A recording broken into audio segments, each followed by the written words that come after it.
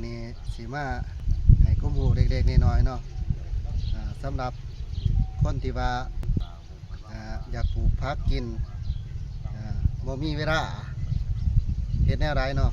วันนี้สิมาให้วิธีการเนาะการปลูกผักใส่โฟมเนาะสะดวกสำหรับคนที่บ่มีเวลาที่ว่าจะปลูกเส้นดินใส่หยังเราสามารถปลูกใส่กองโฟมได้เนาะนี่สิเป็นแบบนี้เนาะงามๆเลยพี่น้องนี่สามารถเก็บกินได้ยาวๆเลยตลอดปีเนาะปลูกใส่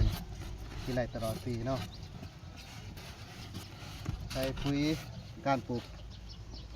ผักใส่โฟมนี่ใส่ปุ๋ย AB เนาะสามารถปลูกได้กินตลอดปีนี่บ่ได้รดน้ำพี่น้องง่ายๆนี่งามๆเลยนี่เนาะว่าจะเป็นผักแพร่กับปลูกได้เนาะหรือว่าหมักพริกหมักเกลือผักอื่นๆเนาะปลูกได้เมื่อเนาะงามๆเลยพี่น้องเนี่ยปลูกถ้าผู้ใดสนใจก็เฮ็ดตามในคลิปนี่เนาะเดี๋ยวมีคลิปต่อไปจะเฮ็ดวิธีปลูกให้เบิ่งเนาะ